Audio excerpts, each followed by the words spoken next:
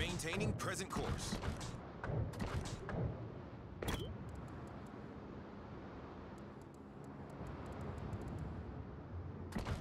Group 2, airborne. Group 4, standing by for instructions. Over. Group 3, we're under attack. Group 3, engaging enemy. Group 4, standing by for instructions. Over. Group 5, taking fire. Group 4, we're under attack. Group 6, taking fire. Waypoint reached. Group 4, approaching target. Group 5, engaging enemy. Group 3, standing by for instructions. Over. Group 4, returning to ship. Group 3, taking fire. Group 6, approaching target. Group 6, returning to ship. We've sunk an enemy destroyer. Off to a great start. Group 3, target destroyed.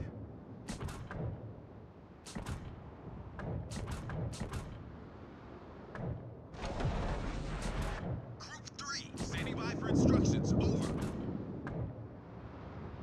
Group 3, returning to ship. Group 7, airborne.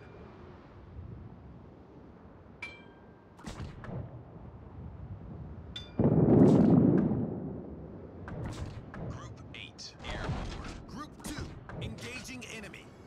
Waypoint reached. Group 2, we're under attack. Group 3, awaiting instructions. Group 2, approaching target. Group 3, returning to ship.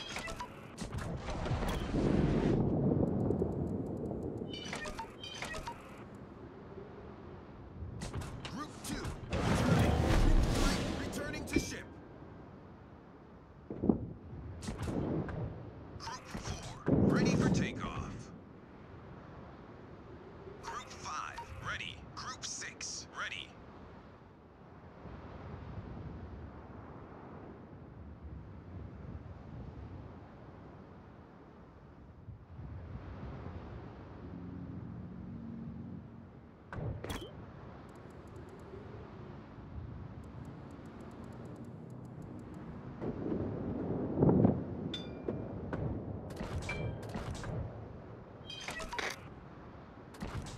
Group 7, we're under attack.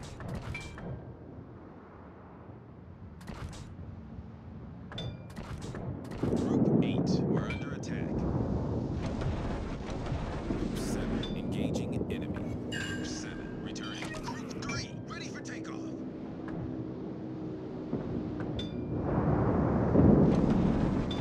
Waypoint reached. 8, engaging enemy. Group 8, returning. Group 4, airborne. Group 8, returning to ship.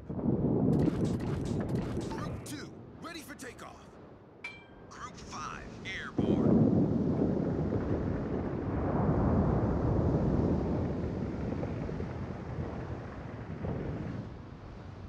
Group 6, maintaining present course.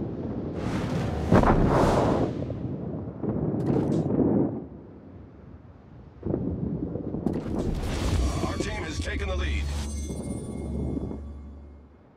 Group 3, airborne.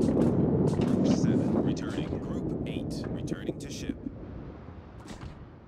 Group 2, airborne.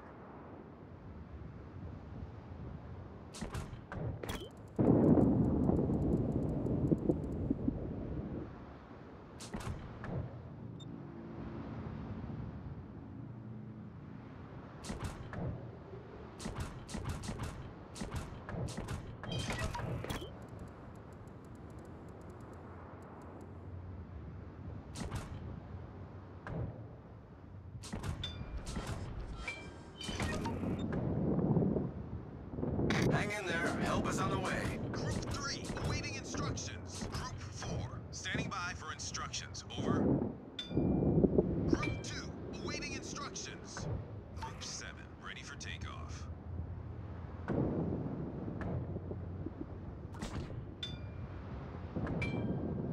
All stations, concentrate fire on the target. Ready. Group 7, airborne. Group 4, we're under attack.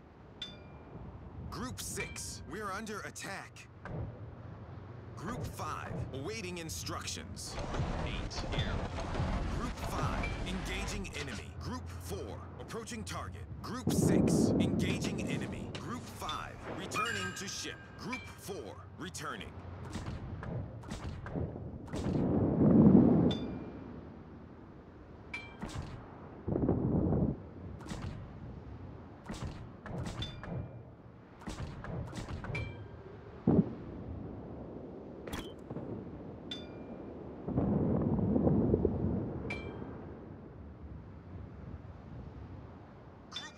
Standing by for instructions. Over. Group 2, awaiting instructions. Waypoint reached. Destination reached. Enemy battleship destroyed. Our team has taken the lead. Fire on the designated target.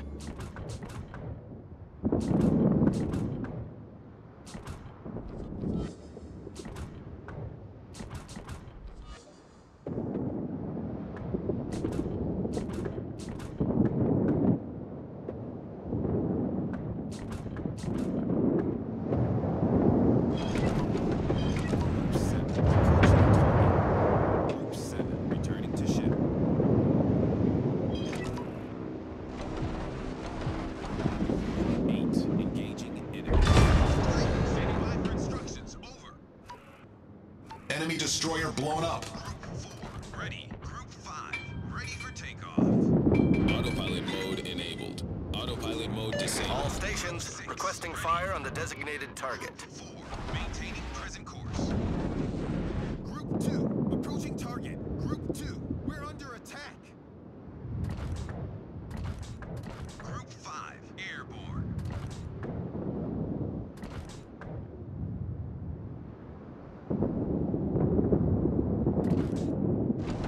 Group 6, maintaining present course.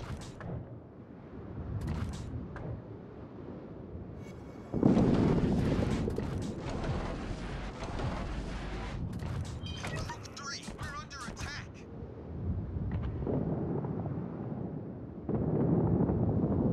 Group 3, target destroyed. Group 3, awaiting instructions. Group 2, destroyed. Group 3, target destroyed. Group 4, we're under attack.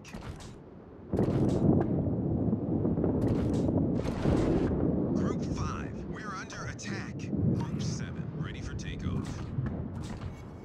Group 6, we're under attack. Group 5, approaching target. Group 8, ready. Group 5, returning to ship. Group 4, standing by for instructions. Over. Group 6, engaging enemy. Group 6, returning. Group 4, engaging enemy. Group 4, returning. Group 2, ready.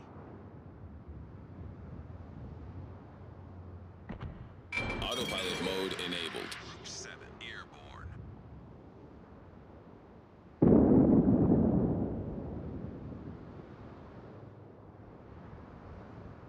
Group 8, maintaining present course.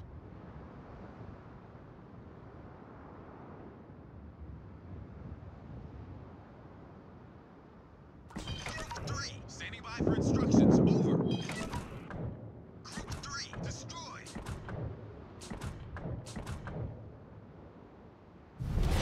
Our victory is in sight. Group 2, maintaining present course. Group 5, ready for takeoff. Group 6, ready. Group 7, taking fire. Group 7, engaging enemy. Group 7, returning to ship. Group 8, standing by for instructions. Over. Group 5, maintaining present course. Group 7, target destroyed. Group 4, ready for takeoff.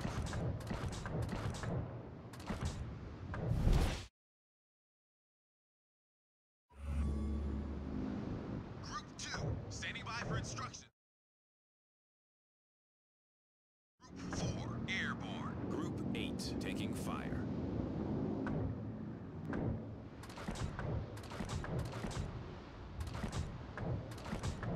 Group 3, maintaining present course.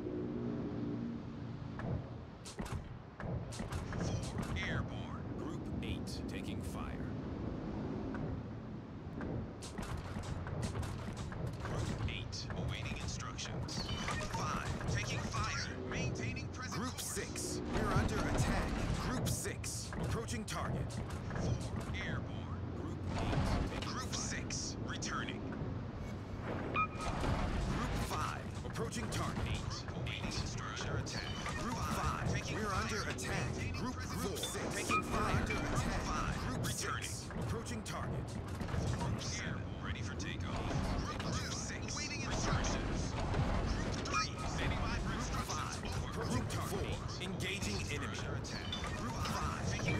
Returning to ship. Group 6 taking fire. Group 5 returning. Approaching target. Here. Ready for take 7. Here. Group 6 waiting instructions. Group 3 Enemy cruiser foundered. Group 8 returning to ship. Group 4 returning. Group 5 returning. Approaching target. Here. Ready for take.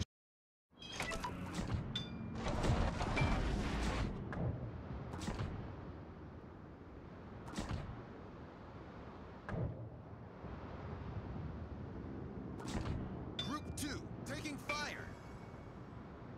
Group 6, ready. Group 8, returning to ship.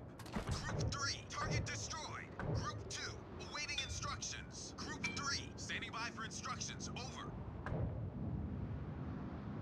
Group 6, maintaining present course. Group 5, ready. Group 7, awaiting instructions.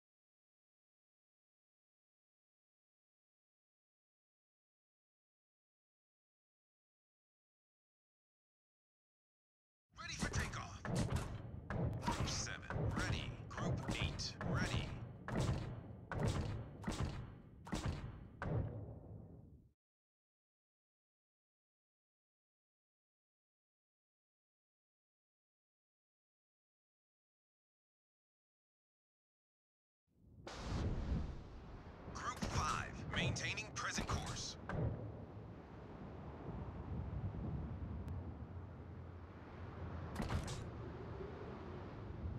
Group 6, airborne.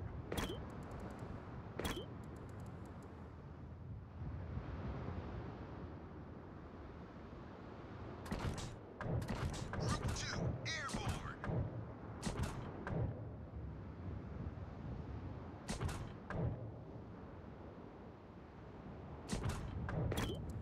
Group 3, maintaining present course.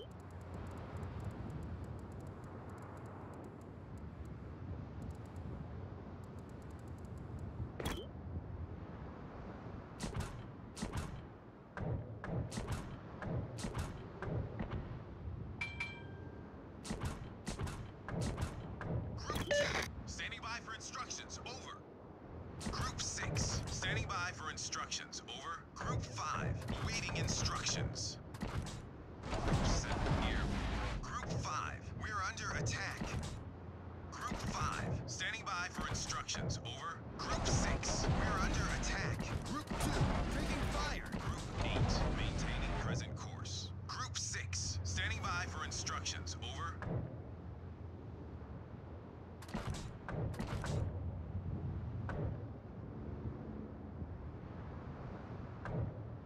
Group 4, we're under attack. Group 2, target destroyed. Group 3, standing by for instructions, over. Group 6, taking fire.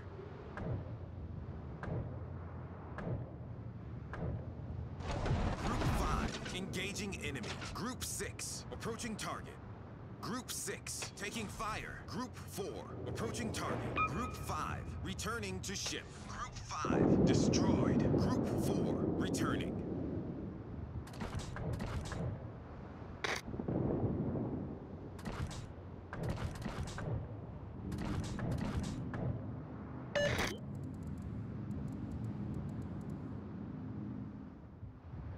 Group 8, we're under attack. Group 7, taking fire.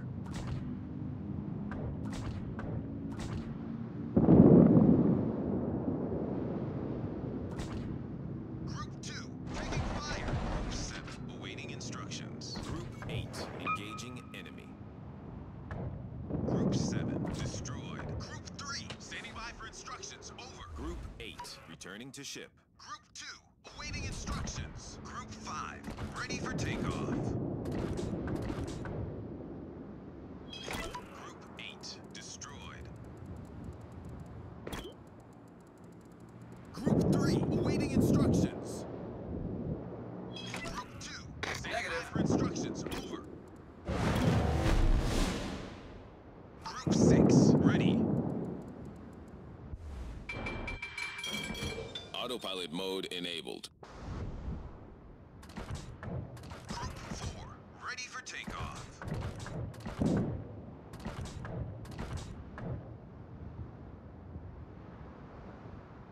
Group 5, airborne.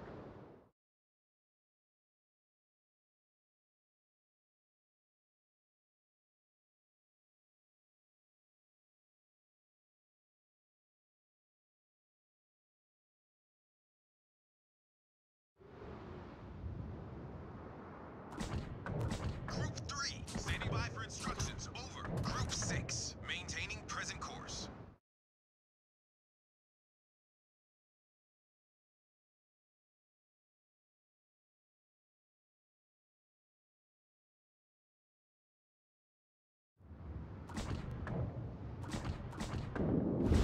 The enemy team has taken the lead.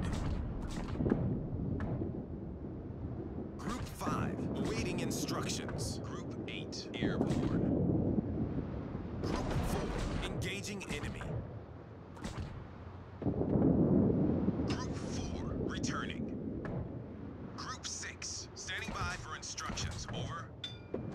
Group 5, engaging enemy. Group 5, returning to ship. Group 6, we're under attack. Group 6, engaging enemy. Group 6, returning to ship. Group 7, awaiting instructions. Group 7, we're under attack. Group 8, taking fire. Group 3, approaching instructions. Over. Group 7, awaiting instructions. Group 2, awaiting instructions. Group 3, returning. Group 3, returning to ship. Group 5, returning. Group 6, standing by for instructions. Over.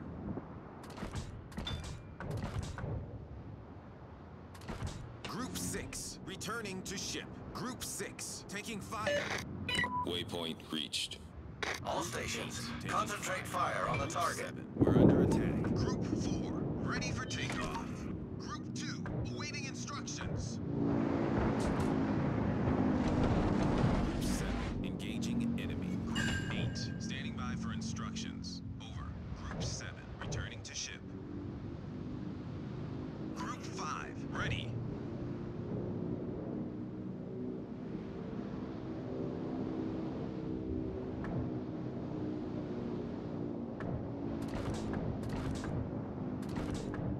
Group 8, standing by for instructions. Over.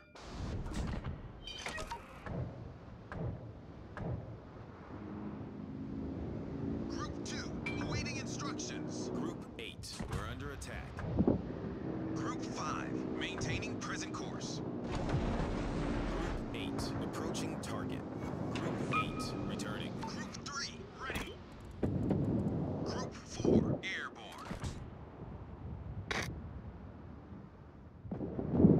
Group 2, awaiting instructions.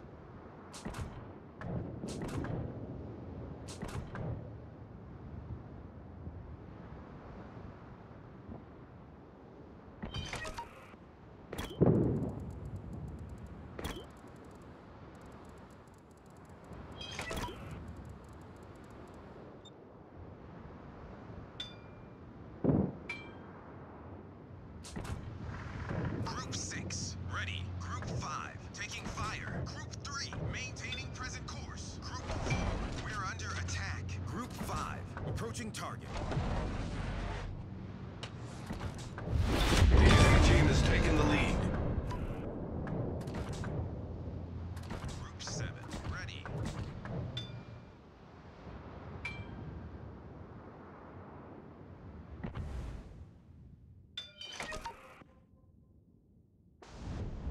Group 4, standing by for instructions. Over.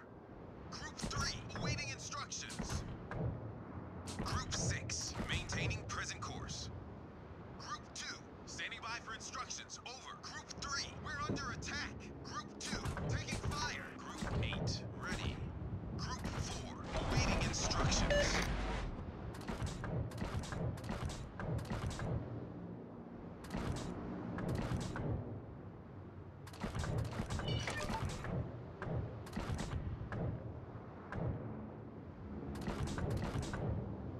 Group 4, taking fire.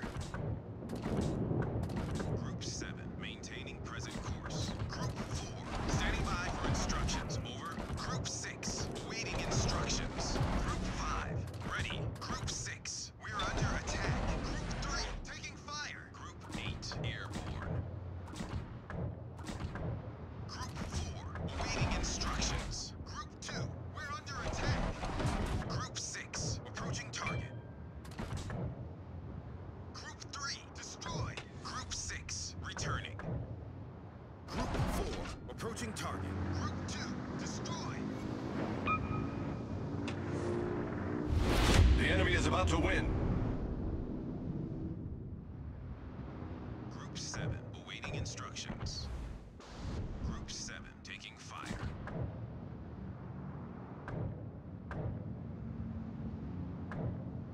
Group 8, awaiting instructions.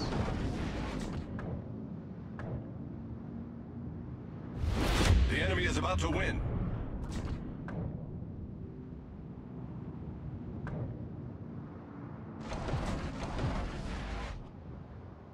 Group 3, ready for takeoff. Group 8, engaging enemy. Group 7, approaching target. Group 2, ready. Group 5, standing by for instructions. Over. Group 8, destroyed.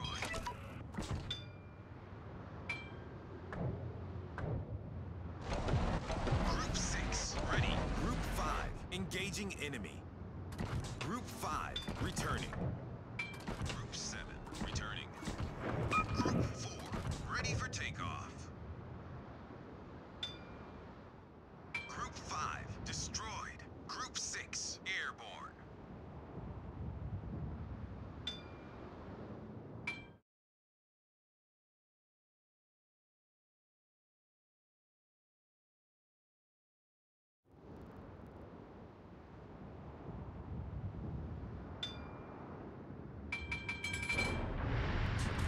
Group 3, maintaining present course.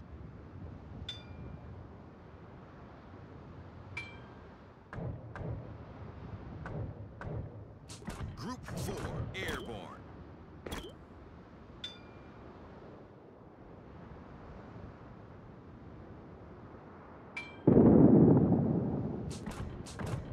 Group 2, taking fire. Group 5, ready for takeoff.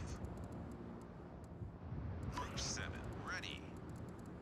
Group 3, awaiting instructions. Group 6, taking fire. Group 2, awaiting instructions. Group 5, maintaining present course. Group 6, awaiting instructions.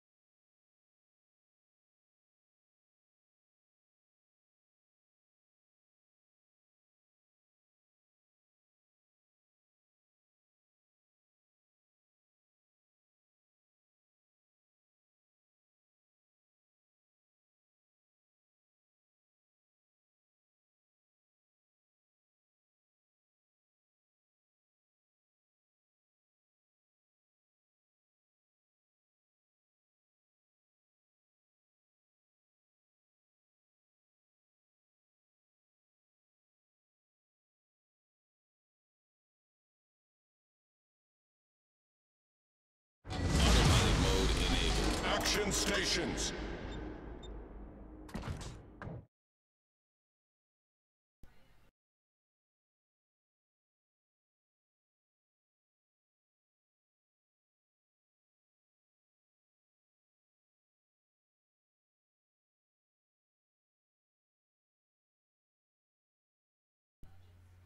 All right, YouTube, the state of Hawaii has filed as challenge to Trump's temporary freeze on immigrants from 6 nations. It's a much more limited plan than it was before. It's, I believe, of shorter duration, number 1, limits the number of states further, number 2. Hawaii's challenge, though, is rather exceptionally unique because the main claim they're making is that it forces the creation of a state religion in the state of Hawaii. I guess the idea is that these 6 states, everybody there is a Muslim, invariably. There are no Christians, no Jews, no atheists, no anything like that, and that it's specifically religiously fixated. The fact is that they're completely wrong. This particular challenge, I don't think, is going to have many teeth when it comes to the federal court system. You could challenge the idea that the federal government has the right to manage borders at all. If you were inclined to do so. The problem with that, of course, is you'd be siding with people like Joe Arpaio and the government of Texas, places like that want to control their own border with Mexico, specifically because under Obama the federal government never bothered to safeguard their states. They actually basically forsook the activities of ICE and similar things, didn't want more border defense, certainly loved catch and release. So what you've had, here's the danger for all of these blue states challenging is the federal supremacy of the concept of immigration across national borders. The problem is that not that long ago the challenge was coming from red states that sought to control their own borders specifically to crack down on them more. I don't think that this particular challenge is going to work. The state of Hawaii, though, you've got to remember, number 1 is majority Asiatic. That is people of South Pacific heritage, not white heritage or Latinos or anything like that. That's number 1. Number 2, it is a very, very blue state. It's an almost entirely tourism-fed. It's like Vermont. These are the 2 major tourist havens of the country. As far as states that specifically exist because there is tourism there, naturally then they are quite liberal as well, because they sort of have to deal with all of the concession stands and the little commercial box outlets and all the touristy crap, so they have to have, you know, the nice pure water and so forth. So they're really on board with hippie-trippy environmentalism. I saw last night, just as an aside here is funny, being liberal, which already posts retarded things on a daily basis. Most of what they post makes no sense. They even alienated like a bunch of white feminists on there, which is funny to watch. They were talking about, oh, Trump wants to return to 1969, back when, you know, this river caught fire in the United States. Can't remember which river it was. Yeah, 1969, we had just had a decade of non-stop Democratic leadership. And Richard Nixon, a Republican who ended up resigning from office, decided the next year to sign the Clean Air Act. Yes, okay, we get your point. I think you're arguing against your own point, but they don't seem to notice this on a daily basis.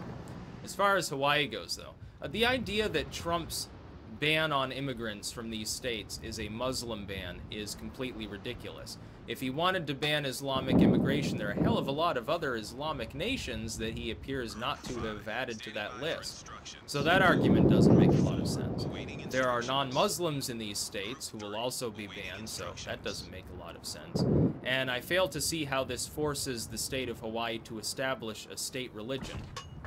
Specifically because only in the most roundabout way could you possibly relegate this to a religious argument. This is about states that Trump feels are sponsoring or allowing terrorism and things of that nature. Now we can get into the nitty-gritty of which states he's choosing and whether he's right on that. Personally, I would say Saudi Arabia would have to be added to any legitimate list of state sponsors of terrorism that we didn't want people pouring in from. But then again, at the same time, of course, you got to realize the Saudi government primarily pays less well-off people from outside of Saudi Arabia to conduct its proxy attacks.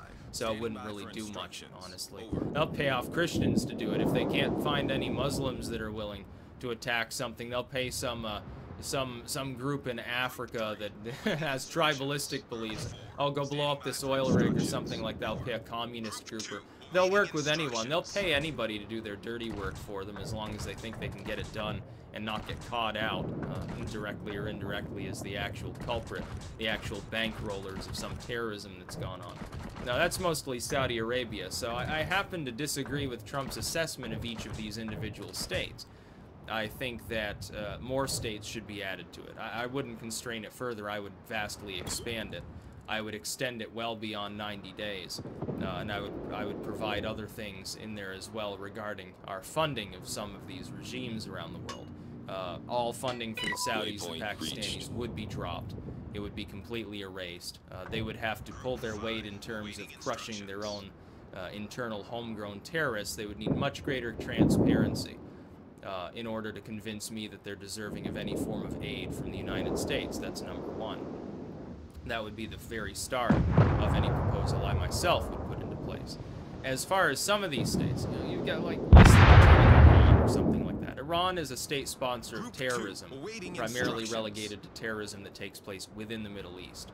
Specifically, the Israelis don't like them. That's why they keep getting added to these lists of bad guys. Has nothing to do with them attacking us. As far as I know, there hasn't been a recent situation in which a Shiite Iranian-backed group has attacked the United States. So that being said, this particular move may not actually do much, but to challenge it on the basis that it is establishing a state religion is completely and utterly ridiculous. I don't know what the state of Hawaii is thinking in trying to make it that sort of issue. The court of public opinion may have already decided that this is a Muslim ban. The leftists think that because they want to believe that Trump is a bigot. The right wing, in some cases, believes it because they actually support such a thing. They're projecting their own beliefs off on Trump, who probably, honestly, doesn't give a fuck about that specific issue as much as you may think that he does. But in the legal sense, the way a judge works, the way a court works, is not the same as the court of public opinion. There's more constraint on the interpretation of what's being done there. There's more legalese. This can be a good or a bad thing, by the way, let's face it. As far as this so-called Muslim ban goes, though, because it does not contain all majority Islamic nations, because it doesn't mention Islam at all, where's the legal basis for Hawaii to make this argument? How are they being forced to establish a state religion?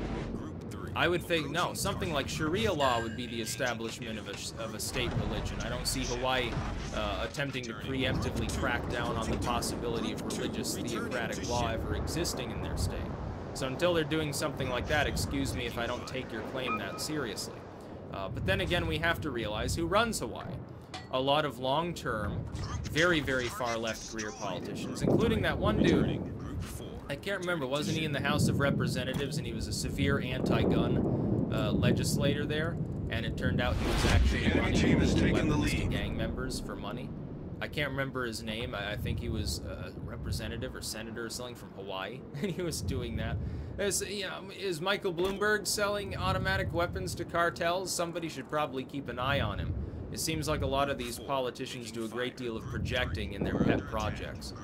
Seems like, yeah, oh, I'm part of the anti-war caucus. Yeah, we should conduct drone strikes on this state over here. Something like that. It's like a sort of facade to protect them from criticism. Real dishonest, you know, but that's what we've gotten used to. This isn't just a red and blue state sort of thing. Happens in, certainly happened in Texas with abortion. Team has taken the lead. You know, they went whole hog after that and tried to do that, and I think it was Mississippi, and it fell through. Even the total Baptists there defeated it. That was a sight to behold too. People were fucking angry over that in both directions. Those that lost and those that won both were extremely angry at the time. But I'm not gonna respect the state of Hawaii for making such a retarded argument, because that's what it is. They're not being forced to establish a religion. What they're being told is, you know, we're not going to take in immigrants temporarily. It's like a 90-day freeze from a handful of states, not nearly the entire Islamic majority world, in order to formulate a better vetting process or defensive strategy against terrorism. Whether or not the proposal actually would do anything, you can debate over all day, but it's not forcing anybody to establish, oh yeah, we're not going to allow Muslims in our state. We're a Christian nation now and forever, you know, something like that. This is supported, the concept is even supported by entirely secular individuals. Hardline atheists oppose Islamofascism too, not without good reason. They're the ones that are going to get thrown from a building. Islamic countries, in a lot of parts of the Islamic world, Christians need to understand this, I think, and Jews as well. Christians and Jews in some of the moderate Islamic states are still considered people of the book. They're not going to throw you off a building as long as you pay some sort of tax, or at the very least, they don't want you to, like, convert seek or something. That's essentially as far as their regulation of those groups go. Atheists and pagans and occultists, they do kill them. Almost invariably, even in the more secular Islamic states. They are at the very least completely cut out of society and ostracized, forced literally out into some fucking cave or mountain somewhere. And at worst, they are tortured and killed. Concentrate fire It doesn't on the always designated happen target. to the Christian minorities. ISIS certainly would go after them. They hate Christians too. They leave the Jews that are there alone for some reason. I wonder why.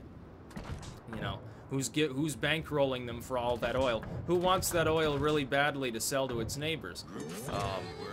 But people who are secular, they get targeted invariably. Doesn't matter if it's a westernized sort of Islamic state. Go to Morocco. Yeah, try being a Moroccan atheist.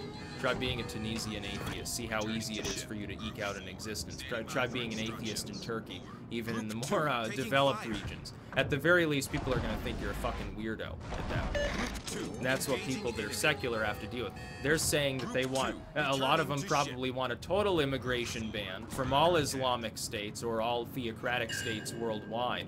Anyone who has theocratic tendencies shouldn't be coming here and it should be permanent. There are a lot of people who think that way. We've destroyed an I wouldn't enemy exactly battleship. be in opposition of it myself. That's about all. Peace out.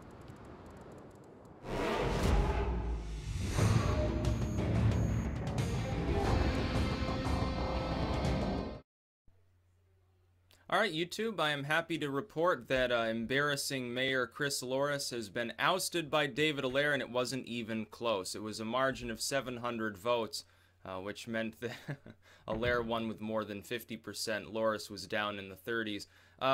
This is the individual, Chris Loris, the outgoing, defeated incumbent, who basically embarrassed our entire town with his Syrian refugee crap. Of course, most people in the world, they don't know where the hell Rutland is. They barely know, in many cases, where Vermont is. A lot of people can't find Vermont on a map. We're kind of insignificant geographically, let's face it. But a lot of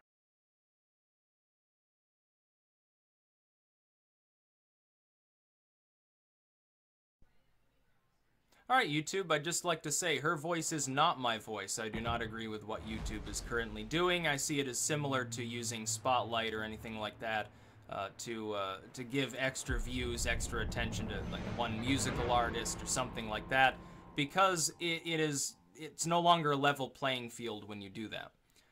My voice is my own voice. I don't speak for any of my subscribers. I don't speak for anybody else who I happen to like on YouTube, whether I'm subscribed to them, or I've talked to them, or I've done anything else with them. I speak for myself. What you get on my channel is me speaking and talking about my opinions, my analysis. If I say something that's stupid, it's ultimately my fault. If I say something smart, it's ultimately kudos to me. Has nothing to do with what anybody else has said or done. That's the way YouTube should be. Why don't you just do this? Just humor me. Be an individual and think for yourself. Have your own opinions. If you're making content, put your opinions out there. Don't lump yourself together with some idiot group. Don't lump yourself together under some banner with figureheads or leaders or anything like that. It's the wrong way to go about business. Be yourself. Be an individual. Have an original thought for a change. When YouTube decides to say, oh yeah, her voice is my voice. No, it's not. No, it's not. Those YouTubers you're showcasing there, they don't speak for all women. They don't speak for other people. They speak for themselves. Then that's all they speak for. And if YouTube is concerned about women's rights, I think a lot of people are, well, why don't you consider banning some of the theocratic content that's blatantly against female rights? That's right here on YouTube. You've got Zakir Naik and all of these other clerics and imams and stuff that virulently hate the concept of equal rights for females. There are people on YouTube they come from cultures where women's rights are not enshrined in any legal sense. They're not thought of positively in a social sense. They're not codified in a religious sense. They're all actively opposed by all three in many cases. And yet YouTube says, oh, International Women's Day. You've just pissed off not only those other cultures where they think that you're nuts for showcasing female YouTubers. You've not only pissed them off, you've also pissed off a lot of Westerners with making it seem as though you consider female YouTubers to be more important than their male counterparts. And that is true. That's true. You're not going to see an International Men's Day with some sort of a showcasing symposium of male YouTubers or something like that. It's just never going to happen. A lot of people would complain about it if they did just as much. And by the way, if they had an International Men's Day, I wouldn't want to be showcased on it. I wouldn't want to have anything to do with it. I wouldn't make a video saying, oh yeah, let's share male YouTubers' videos. No, I'm going to speak for myself. You want to share my videos, you go ahead and share my videos. You like someone else, you go ahead and share their videos. But not because they're male. Share them because they have good opinions.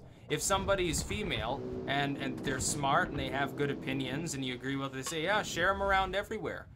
But if they're female and they happen to be a total dumbass and they say dumb shit, don't share their videos around. The same would be true for males. You think some male YouTuber is a total asshat, doesn't know what they're talking about, why on earth would you share their content? And don't feel the need to be peer pressured into doing so either. No, the idea of International Women's Day. Oh, women's rights, women's equality. Yeah, that's great. We've already got that in the West. Women are already equal to men here in the legal sense. We've already fought that battle a long time ago. It's over. If you want to fight for equality for women, you're not going to be in this. You're not going to be in North America. You're not going to be in Western Europe. You're going to have to go off to the Middle East or parts of Asia, or maybe Africa or Latin America. Certain parts are more developed in that social sense than others. That's where you're going to have to fight that battle. I don't see all these self-proclaimed women's rights activists doing that. I see them avoiding those areas like the plague.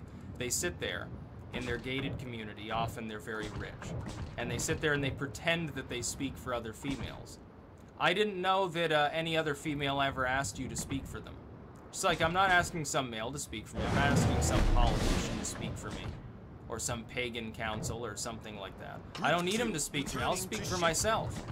And people will listen to me and probably think more kindly of it because I am speaking for myself. That's the point. YouTube doesn't need to engage in that sort of behavior. If you want to, go ahead, but then you look at the massive downvoting that occurs. There's a reason for that. People want to absorb the material that they want to absorb. They don't want to be encouraged or discouraged from absorbing material that they happen to like or dislike. They want other people to leave them alone in their absorption of material. YouTube should be a completely free market of ideas where there is no interference by YouTube itself. None. It shouldn't spotlight anything, it shouldn't showcase anything, it shouldn't do anything, it shouldn't be feeding me, and it's done this several times. I don't know exactly why. Videos as though I was subscribed to individuals that I'm not actually and never have been subscribed to. That's happened on multiple occasions. When I see that, you know what I do? I downvote their videos because I assume that they paid somebody off to get that accomplished. I don't have any tolerance for that. It's happened before to me. What YouTube should do is make sure it's as fair as possible, with full trust and faith in the free market of ideas to carry good ideas to the top, to suppress bad ideas without any actual active attempt by YouTube. It's not necessary. YouTube is a juggernaut. You think there aren't females on YouTube that are popular?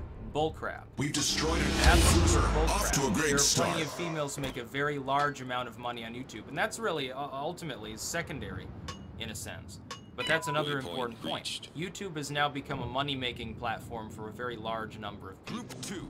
And so when YouTube decides to showcase one upstart musical artist at the expense potentially of others that are in the same genre, that's a problem. Those people could be losing out a great deal of money and attention and end up with their entire life. They could have been famous, they could have been the next Beatles. They don't achieve that because YouTube decided to spotlight somebody else.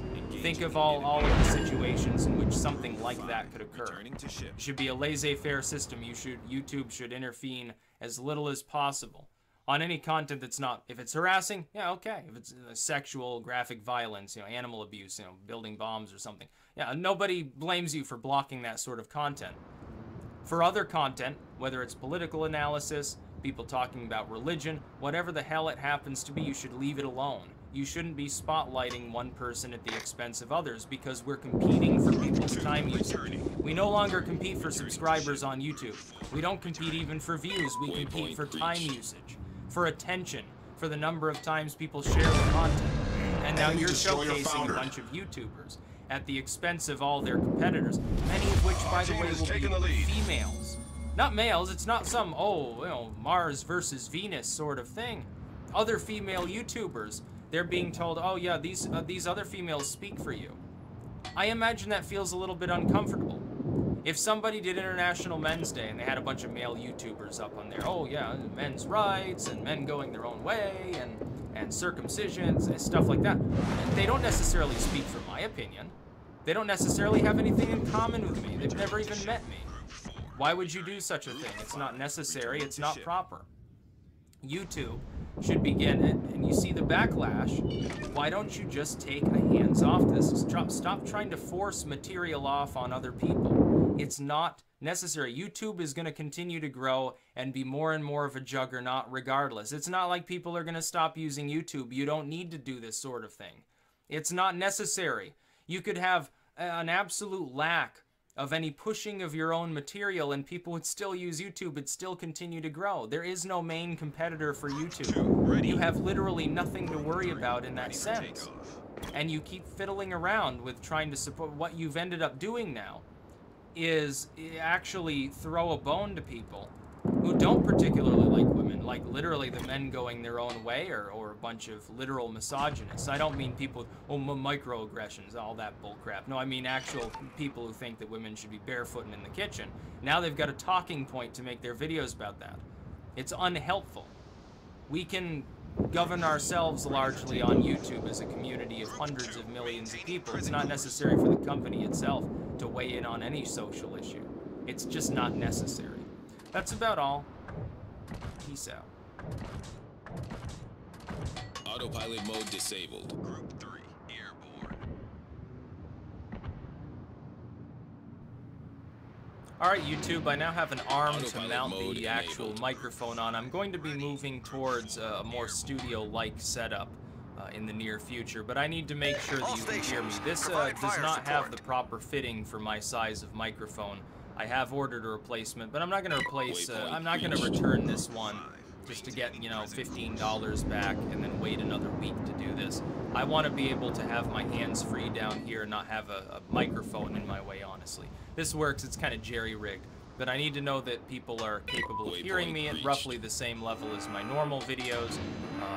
I tested it myself, it sounded fine on my end, but typically it does anyway. I don't know whether that's because my speakers are great and other people are using like older style speakers or something. Sometimes people say the things sound a little funny. I can't install the pop filter yet because it's set up in such a weird fucking manner, because I can't put the microphone on properly right now. Again, it's a little bit jerry-rigged, but I need to know that people can actually hear me. It gets it up out of my way.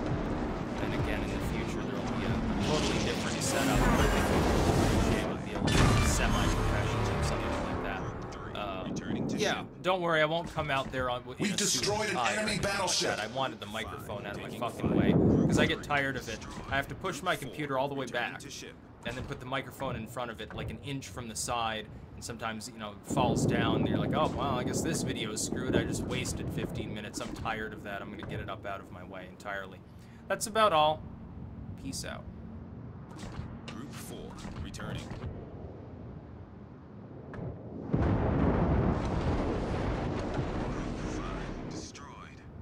Alright, YouTube, link in the description to the article in question. It's from Vice, so it's archived. By the way, use archive.is whenever you have to refer to a corporate media firm or a lefty firm. Always archive it first and deprive them of page views and so forth. The archived page of it, and use that instead. People can read it. You don't have to deal with, giving them money for publishing usually completely biased crap, let's face it. But it's on the topic of the mimetic occult war between sort of the followers, so the brand of CAP, sort of 4chan mimetic mysticism side of the occult, the new wave, the more authentic side of the occult. and the witchy-poo crap ritualism of the dildo riders with their magical candles, trying to hex Donald Trump for partially unknown reasons. Should probably have this a little bit more centered, by the way. Anyway, I'd like to point something out to people. The occult, properly understood, is a fusion of spirituality and science, in all of its forms: human study, natural science, and so forth. If you look back at the more authentic traditions of the historical occult text, Maintaining present course. You and Charlie Group Sheen. 4, ready for takeoff. I'll leave it at that. Good morning. First off, I want to acknowledge, as the President did this morning, that today's International Women's Day. It's also Women's History Month. We're going to be holding several events throughout the month here at the White House to honor and celebrate women and how their vital contributions have and continue to do to our society, our economy, our family, and our businesses. The President tweeted this morning about the surge in hiring in the 2 months that he's been in office. LinkedIn's workforce report states that January and February were the strongest consecutive months for hiring in over a year and a half. A new report from ADP and Moody's showed strong private job growth that is far exceeding market expectations. And just this morning, Samsung confirmed that it's planning a, quote, major investment in U.S. production facilities, directly citing the president's election as an influence in their decision. The initial investment is expected to reach around $300 million. We keep seeing that the wave of optimism and growth in the wake of the president's pledges to help the American nation. Yesterday, I forgot to, there are a couple things that I didn't get to yesterday, so let me mention a couple of those. Yesterday afternoon, the Secretary of Veterans Affairs, Dr. David Shulkin, and senior White House staff met with several veteran service organizations, including what's commonly referred to as the Big Six, to discuss the President's commitment to helping our veterans and modernizing our VA. The meeting represented another step in fulfilling the President's promise to the men and women who have served our nation so honorably. I know the President looks forward to personally following up on that meeting with the VSOs. Also last night, the President named several individuals whom he intends to nominate or appoint to key administration posts. Courtney Simmons Elwood, General Counsel of the Central Intelligence Agency; Noel Francisco, Solicitor General at the Department of Justice; Jeffrey Rosen, Deputy Secretary of Transportation; John J. Sullivan, General Counsel at the Department of Defense; Ajit Pai, member of the Federal Communications Commission; and Tony Saig, Jr., the Assistant Secretary for Public Affairs at the Department of Treasury. Expect further announcements as the week goes on. Now on to the events of the day. This morning, after receiving his daily intelligence briefing, the President met with Elaine Powell-Jobs, the founder and president of Emerson Collective, an organization dedicated to removing the barriers that unfortunately prevent some in the world from achieving their full potential. They discussed education and immigration policy, which are two of the areas that Emerson Collective focuses on. Then the President held a strategic affairs lunch focused on infrastructure with leaders in the private sector. Infrastructure used to be a point of American pride, but now an overbearing, ineffective regular system can keep projects in limbo for years. The President has already started removing the regulatory roadblocks that have been killing projects before they've even begun through his executive actions, streamlining the permitting process and calling for each agency throughout the government to identify regulations that cause undue burden. As the President has said many times, strong public-private partnerships will also be key to revitalizing our country's ruined roads, crumbling bridges, and outdated airports. The government has wasted too much of the taxpayers' money on inefficient and misguided projects. By looking at infrastructure from a business person's perspective, as the President and these executives do, we can restore respect for the taxpayer dollar and make the best investment. The President was particularly pleased to be holding this meeting now that Secretary of Transportation Chow, EPA Administrator Pruitt, and Energy Secretary Perry are all confirmed and getting to work. In attendance at the lunch, as I mentioned, were Secretary Chow, Secretary Perry, Administrator Pruitt, and then Richard Lafrock, the CEO of Lafrock, Steve Roth, the CEO of Vornado Realty Trust, Josh Harris, co-founder of Apollo Global Management, Bill Ford, the CEO of General Atlantic, Lynn Scarlett, the Managing Director of the Nature Conservancy, Autopilot Tyler mode Duvall, enabled. partner of McKinsey, and Autopilot Elon Musk mode of disabled. SpaceX. Later this afternoon, the President will meet with Congressman Elijah Cummings to discuss rising prescription drugs prices. I know the President's looking forward to continuing the dialogue that they started a few weeks ago on the phone. At 4 o'clock, the President will meet with Interior Secretary Ryan Zinke, Senator Murkowski, and Senator Sullivan of Alaska. They're expected to discuss the priorities of the Department of Interior, especially as it pertains to the government-owned lands in Alaska. This evening, the President will meet with conservative leaders about health care. We'll have more details and participants on that meeting a little bit later this afternoon. The President and the Vice President continue to reiterate their support for the House bill on Obamacare repeal and replace, and look forward to working with Congress to institute a new health care system. Tonight, the President will have dinner with Senator and Mrs. Cruz, and finally, a couple of additional administration announcements. Today, the President and the First Lady announced the initial details for the 139th White House Easter egg roll taking place on Monday, April 17th. They are honored to continue the traditions of the past while creating new ones that will play a lasting role in the fabric of our nation's history. Tickets to the Easter egg roll are free to the public and will be allotted through an online lottery. Further details on the lottery and information on that day will be released later this month. Keep an eye on whitehouse.gov for updates on that. I'm also pleased to announce, a little bit proud, that the Taoiseach Kenny of Ireland will be visiting the White House for the traditional St. Patrick's Day visit on March 16th. We'll have further details on that visit as well as the other foreign leader visits later this week. With that, some questions. David Smith of The Guardian.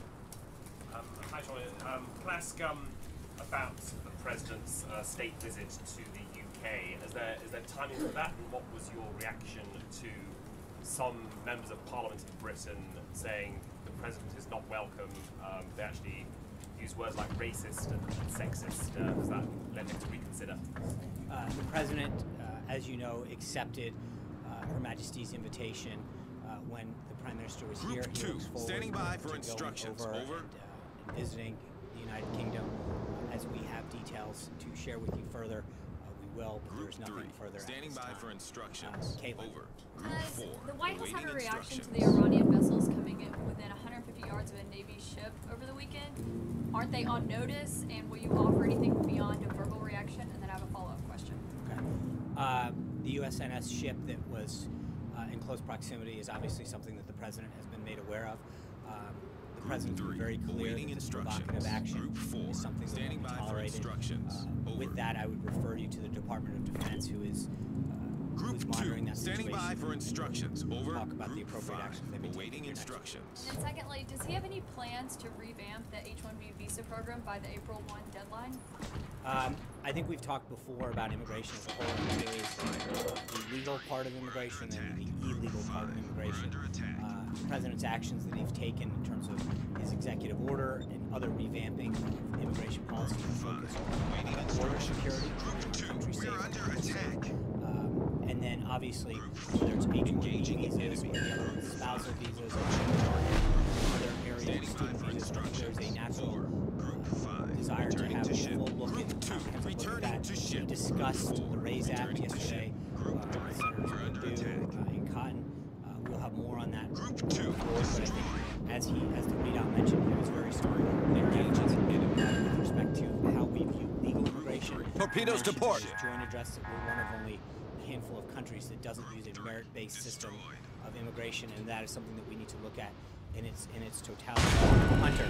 Thank you, Sean. I had two Hull quick breach. questions. We're taking on water quickly. Are you aware of any women who work at the White House who are participating in strikes today? And also, more generally, what is the administration's Autopilot reaction mode to this enabled. protest? And do you think it's an Problem effective solved, way, sir. Skipping work is an effective way for women to demonstrate their power and significance?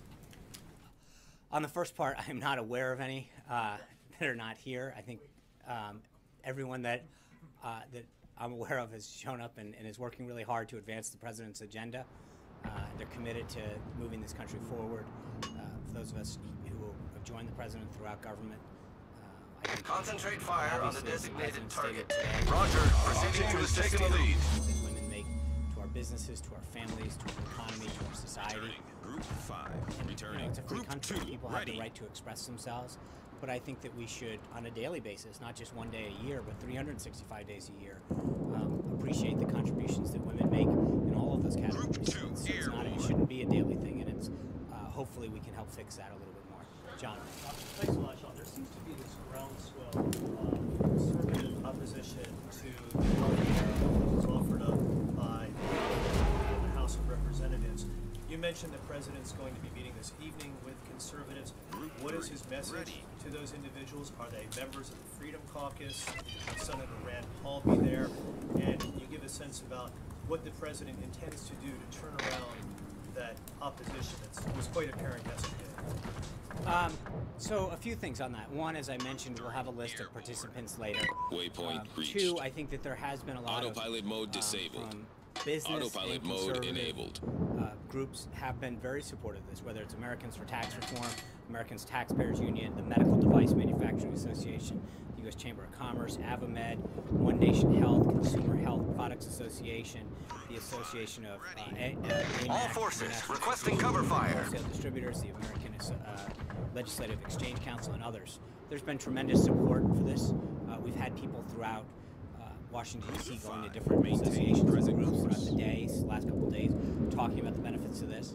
And we're going to continue to do outreach. He met, as you know, yesterday with the House Whip team, expressing his unwavering support for the bill and the process that's about to encounter. He'll work with these individuals today. And we're going to have a full court press. Our team is throughout the administration on local radio and local television to get that message right to the American people. To talk about both the things that we talked about yesterday, why we have a crisis right now in healthcare and why Obamacare is failing. But then secondly, why the solution that the president's worked on with the House is the right one to bring down costs and to reinstitute choice. So that message is going to continue to get delivered both today and for the next several weeks until it passes the House and the Senate and comes back to his desk. But again, one of the important messages that I think those on the conservative side need to understand is right now there is an uneven playing field. If you get your insurance through Medicaid, Medicare, through the government, or an employer-based health care, you are untaxed, your employer's untaxed. It is those self-employed individuals, those small businesses that are paying the penalty for this. And that's what I think we have to remember is that we talk so often on the conservative side and on the Republican side about the importance of entrepreneurship, the importance of small businesses to our economy. And yet those are the ones who suffer right now with an inequity in the tax system. And I think that by leveling that playing field, and by giving them more options and driving down cost, we're actually doing a very conservative thing here. By removing the mandate of a government-mandated, you must buy this program or you will pay a penalty. Autopilot mode disabled. We are enacting, I think, very strong conservative values in healthcare that give all Americans more choice at a lower cost. So I think that should be a very positive message, John. As a brand new federal employee, I'm sure you're aware. Current. Welcome back. Yes, well, at the moment. I'm sure you and your family are aware that Office of Personal Management offers a very comprehensive health care program called the Federal Employees Health Benefit Program. Yes. You and anyone in this building, on the Hill, their staff, their family, their Group friends. 2, maintaining present course. Well, maybe, who knows? Very, very generous. No, it's state of the art. The individuals involved in the health situation right now, the debate, Group no 2, matter how standing by for instructions. can they Over. really have the kind of sympathy and empathy for individuals who may not benefit nearly as all these plans, Sean? In what respect? Well, I mean, you're fine. You're covered. Sure, Yeah. but it's unfortunate. First of all, I'm not fine Ready because for I think takeoff. because of Obamacare, premiums on everybody have gone up. No, if you, regardless of what you pay, federal employees make a contribution to their health care plan as well. And I think that all premiums have increased over the last, whether you're in an employer-based system or not. So I mean, one of the big issues with Obamacare, the problem we face, The ship is on fire. is that the entire system got prices on everybody. People who are on Medicaid suddenly lost their ability. So the issue was that in an attempt to solve a problem that affected a very specified and defined group of people, we affected the entire healthcare market. So whether or not you get it from an employer or not, but to your question, that's part of the issue. Hold on. Here's the issue. You're right. You're absolutely right. Right now, if you're a federal employee, in a lot of cases in the state, you get to open a book and you get to look at what plan matters to you. What plan is best for you or your family, how much do you want to pay? How much coverage do you want to have? What's the copay you're willing to risk? What services or benefits do you want as part of your plan? Absolutely.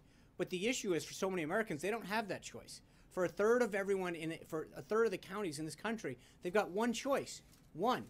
And in a lot of states, they've got none, or the exchanges are becoming fewer and fewer. The number of doctors and plans that take Medicaid, fewer and fewer. So to your point, I think actually we're in a unique place because we get to understand what the average American should get, that we shouldn't be limited to a specified number of people. I appreciate your argument. Very well taken. Thank you. However, I'm going to compare a GS5 or a GS9 to a senator or a secretary of one of the agencies. Okay. I mean, the safety net on those individuals gives them a certain cushion. And they're negotiating, but do they really have that kind of compassion or that kind of empathy for the people who, in fact, may be thrown off the health care? I mean, I think that just because somebody has health care doesn't mean that they can't empathize with somebody who doesn't. We all have family and friends that are suffering. I mean, that's like saying because I have a job, I can't be empathetic to somebody who doesn't have a job. I mean, we all have family or friends. It's the same thing when we watch a friend or a family member suffer through a terminal disease. Because we haven't suffered through it doesn't mean that we can't have compassion towards that person or be concerned on how much that bill is costing them. I mean, that's actually, in some ways, it's depending on the relationship you have with that person, you can even feel worse. You can feel guilty about how much you have and how you're not able to help that person.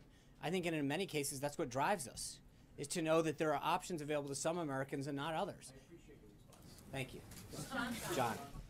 John, we've confirmed that there is a criminal investigation into this alleged theft of cyber tools from the CIA by WikiLeaks. What can the White House tell us about the situation, in particular the fact that it seems like there's another leak from the intelligence community that's on the scale of Edward Snowden?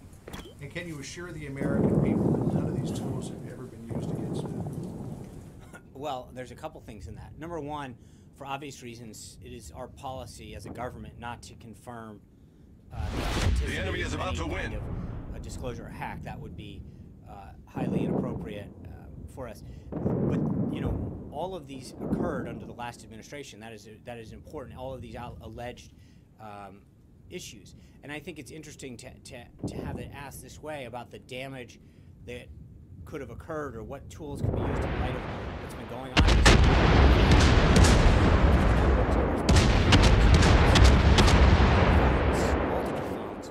Tapped. What is that appropriate back then? I think there's a lot of concern out there. The enemy team has taken the lead. There's two steps to this,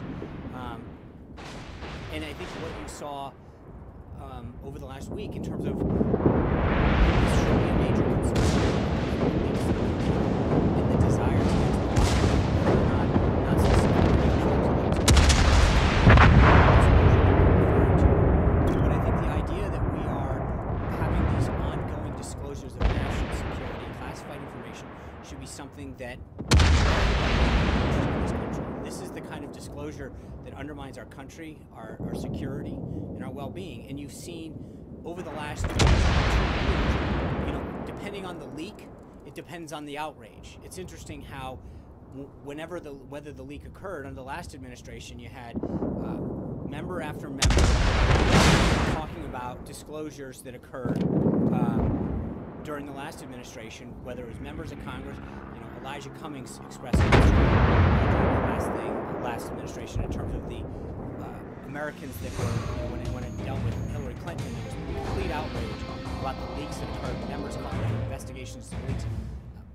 It's interesting how there is sort of a double standard with when the leaks occur, how much outrage there is. And so I do think it's important, while I don't want to get into confirming or denying this particular thing, I think it is interesting how different subjects are approached. This one, everyone is immediately rushing to, and there should be a lot more coverage of this. This alleged leak should concern every single American in terms of the impact it has on our national security. Can I ask something unrelated? Of course you can. Robin Shahini has been imprisoned in Iran since last October for collaborating with a hostile government, that government being the United States of America. He's on a hunger strike. Apparently his health is suffering.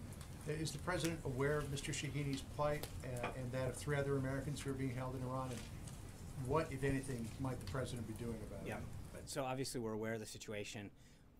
In that particular case, I would refer you to the State Department.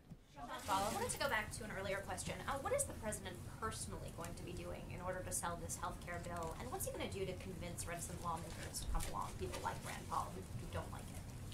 Well, I mean, we're on day 2. As I mentioned, we've been out in local talk radio and local markets. The president yesterday met with the House Deputy Whips. Today, he's having a series of additional meetings.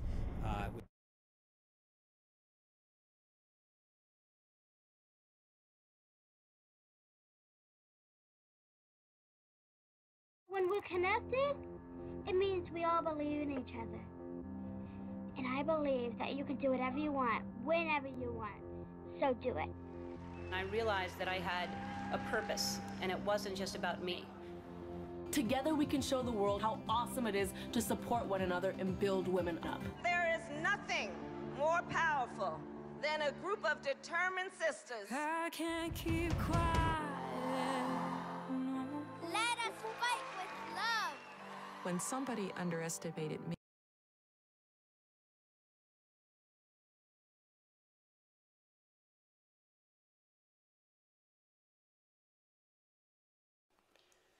Today we're going to take a look at the Crimson Trace laser guard attachment for the Taurus Slimline pistol model 740. This is also applicable to the model 709 as well. I'm going to try to avoid talking about the gun too much. I'll save that for a specific review, but just a quick overview.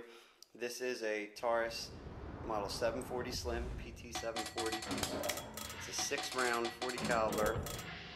Autopilot mode enabled. Compact pistol, very small for the punch that it gives. That's the gun. The 709 is the 9mm version. It's practically the same in terms of dimensions, and therefore that's why this laser guard works on both. So let's just take a look at what we got going on here. As you can see here, the original trigger guard is right here, and when you get the laser guard from Crimson Trace, it actually comes in 2 pieces. Show you that.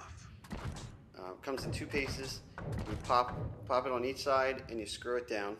It comes with a little hex wrench, and you have 2 hex screws that are going to clamp it down on there. And that's it, and it gets a nice solid seal. And then these other hex screw areas are for your windage and elevation. There's another one right there. So that's how you adjust it. Now, out of the box, it's factory set according to the manual for 50 feet. I haven't touched the windage and elevation.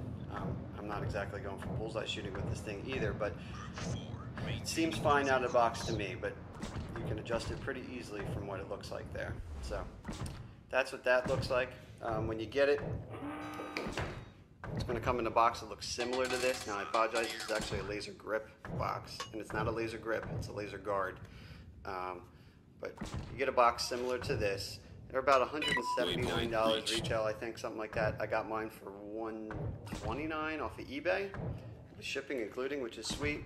But it did show up in this laser grip box for an LCP, so what are you going to do? But it looked like it appeared to be brand new. So anyway, I got kind of lucky on the price there. It's going to come with your little hex tool right there. Okay, that's how you're going to do the things I was talking about before as far as adjusting the sights and installing it. And you got a little swab for cleaning the laser and your nice lawyer sticker there that I guess I'll have to put on there when whoops, I forgot. And then you get your instruction manual. This is kind of a dual purpose manual for the laser grips and laser guards. Laser grips, by the way, are usually the ones where the laser will actually be coming out of the grip and will kind of go alongside your gun. At least that's the way it looks from what I've seen. So, but the guard goes along the trigger guard. So that's under attack. How they came up with that fancy name. But anyway, the book here gives you general instructions, basic firearm safety, and all that fun stuff. And installation instructions in here, stuff like that, how to adjust the windage and elevation. But again, it's really straightforward and waypoint reached. Destination reached. The beam is nice and bright. Very nice and bright beam. 5, returning. You can see there, just in this example, there's a little actuating button is right here. So it adds a little bit of thickness to the base of your, the grip on your gun. It's really not that noticeable. Anytime you grab this thing, it's on. It's gonna come on. You grab it, it's on. There's nothing to think about. It's not an on-off switch. It's just always on if you're holding it. You can see it looking at you right there. So, throws a pretty good beam. Actually, in a worst-case scenario, if you're in close quarters without secondary light source, this thing will actually light the room up in close quarters. It's pretty bright. And I've tried it out. I was recently backpacking. I took this with me in New Hampshire for 5 days. Got rained on. It's not like I submerged it, but I mean, it got rained on and everything.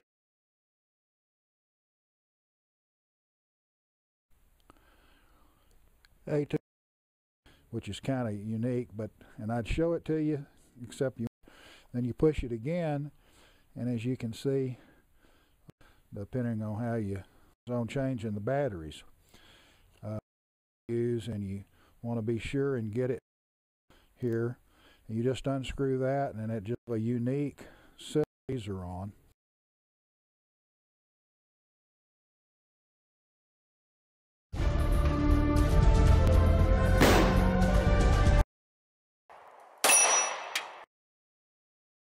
This has really upped their products lately. A lot of their products, their line, maybe got mixed reviews, but please understand this is not a bad gun. There's just things on it that I prefer better on a Shield, Returning to ship. which is essentially the same gun, but you're going to get higher quality parts on it. But for the most part, you know, they're both 9mm, or you can get the Shield in 40. About the same size, same weight, not a whole lot of difference in that. So anyways, let's take some shots with it.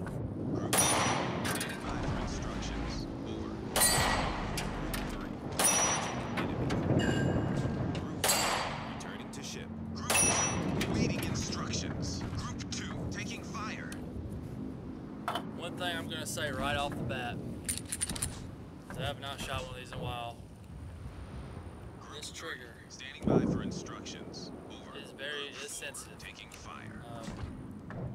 I can see why they're gonna have this external safety on there. It doesn't take much to engaging an enemy. Activate the trigger. Group 2, awaiting instructions. Group 4, returning. Group 4, returning. Group 4, target destroyed. You can hear it. Returning to ship. Group 4, returning. So there's a trigger. 4, standing by for instructions. Over. Group 2, taking fire. Group 2, trigger. approaching target. Reset. The enemy team has taken the lead. I do like the trigger on it. Very active trigger. And reset's very good. Very short reset. Not a lot of travel time on it. We'll up a few more and shoot some more. Here we go. Another mag, ready to go. Group 4, returning to ship.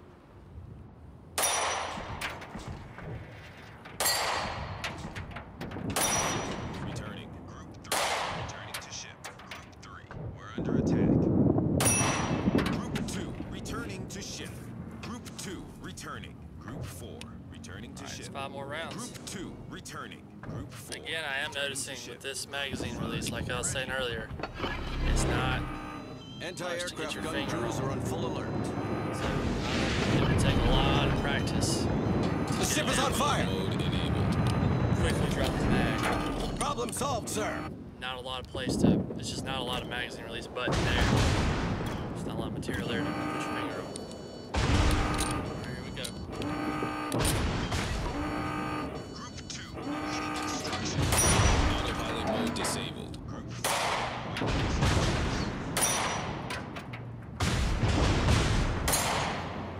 Group 5.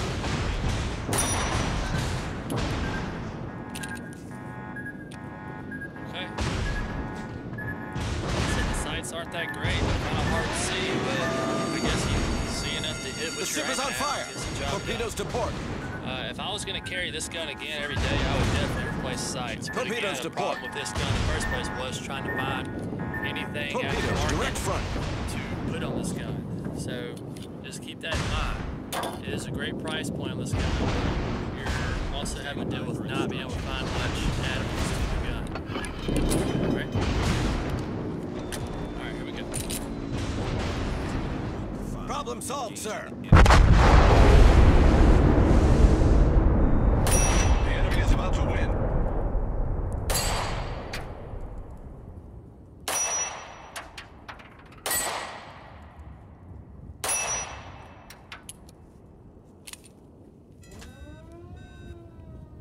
As long as the gun's hitting, I can't complain too much.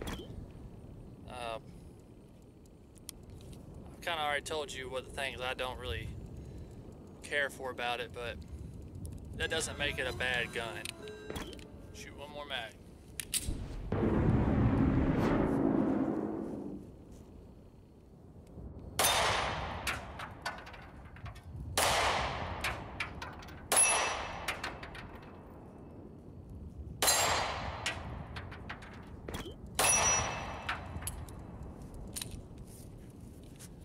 There it is.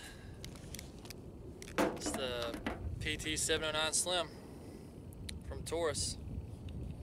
Alright. I used to carry one of these every day, so if you have any questions about it, please let me know. I had this gun for a while, so hopefully I can point you in the right direction on it if you have any questions about it. Alright? Cool. Thanks for watching.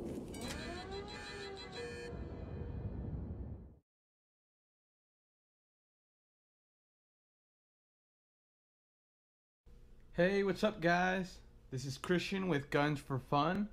Today we're going to be talking a little bit about the Taurus PT-709 Slim and the PT-111 Millennium G2 Taurus as well. So I decided that I wanted to go ahead and make a video and compare these two handguns and just give you guys a little bit of my opinion of what I think. Okay, so we're going to go ahead and start here with the PT-709 Slim. Alright, so they are both 9mm and they both come in 40, but both of these that I have are 9mm.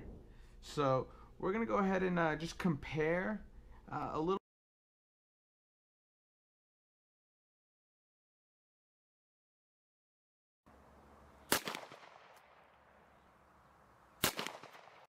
Double action pull here. Alright, this is empty chambers. When you got to pull this, you can see it locked right there. I'm on full double action. So when you pull that trigger, you can actually stage that thing real easily. You can hear it lock. See that? Very easy to stage the double action pull on this. And single action, of course, is just like any other. Nice and light, crisp break. The trigger is quite heavy, but again, the staging makes up for it. Really easy to stage that. Single action.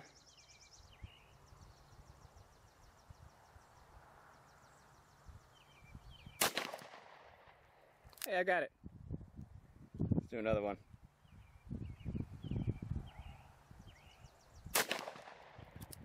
Yeah, I got that one too. Let's go ahead and do that double action stage.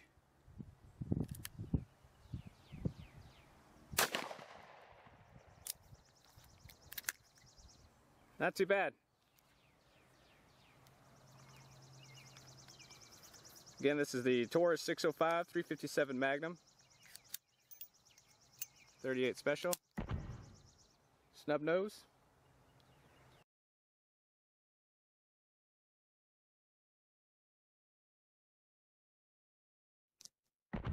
Hey everybody! Hey, today is the day. I just brought this home from the transfer person, and I'm going to do a quick unboxing video, show you what comes in the box. This is the Taurus Arms model 605 357 snub nose revolver. So this is the box it comes in. It's really